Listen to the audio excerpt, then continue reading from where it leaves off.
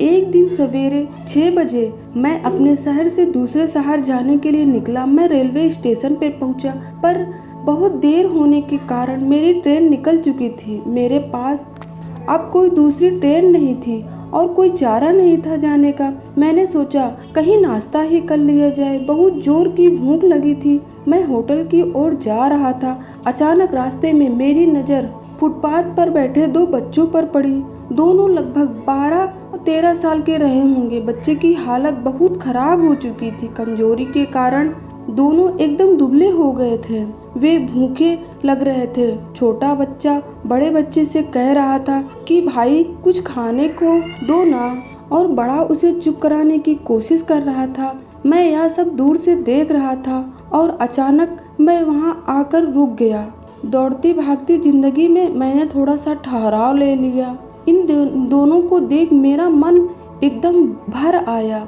सोचा इन्हें कुछ पैसे दे दिए जाएं। मैंने उन्हें 10 रुपए देकर आगे बढ़ गया।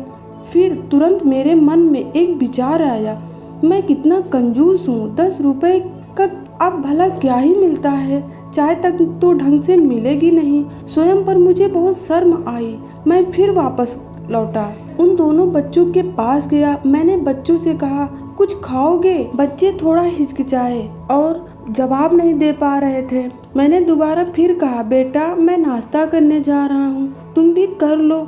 वे दोनों भूख के कारण तड़प रहे थे। फिर अचानक से तैयार हो गए। उनके कपड़े इतने गंदे होने के कारण होटल वाले ने डांट दिया और भगाने लगे।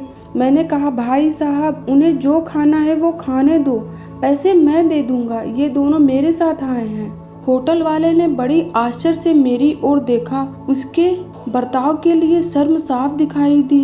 बच्चों ने नाश्ता, मिठाई व लस्सी मांगी। सेल्फ सर्विस के कारण मैंने नाश्ता बच्चों को लेकर खुद ही दिया। बच्चे जब खाने लगे उनके चेहरे की खुशी कुछ निराली ही थी। उन्हें देखकर एक सुकून सा महसूस हो रहा था।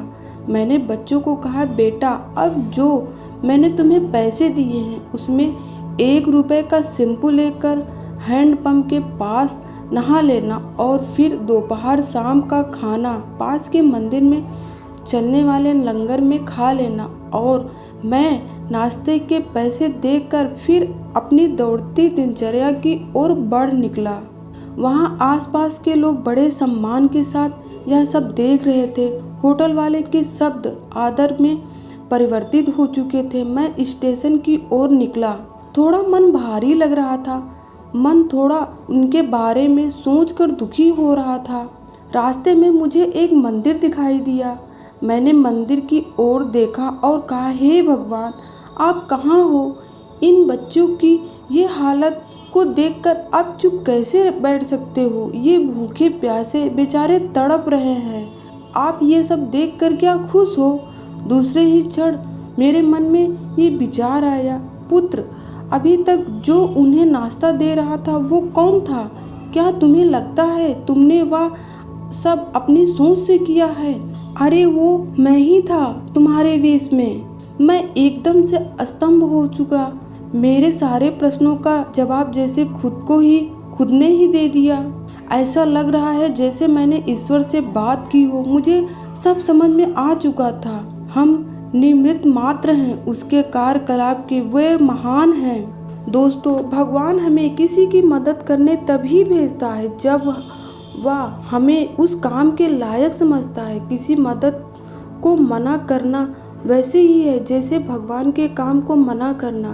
दोस्तों, आपको कोई भूखा या लाचार मिले या आपसे कुछ खाने के लिए मांगे तो आप अपनी सामर्थ्य अनुसार मदद जरूर करें, क्योंकि स्वयं भगवान ने आपको इस काम के लिए चुना है। दोस्तों, चलिए आज से ही ये संकल्प लेते हैं कि कुछ इसी संकल्प के साथ भिक्षावृत्ति को हम बढ़ावा नहीं देंगे, लेकिन असहाय, लाचार और भूखे की मदद हम जरूर करेंगे। ईश्वर से प्रार्थना है हमें सद्बुद्धि प्रदान करें और इस लायक बनाएं कि हम दूसरों की मदद कर सकें। दोस्तों, हम बदलेंगे, युग बदलेगा, हम सुधरेंगे, युग सुधरेगा। पहले आप सुधरो यारो, बिल्कुल पहले आप सुधरो यारो।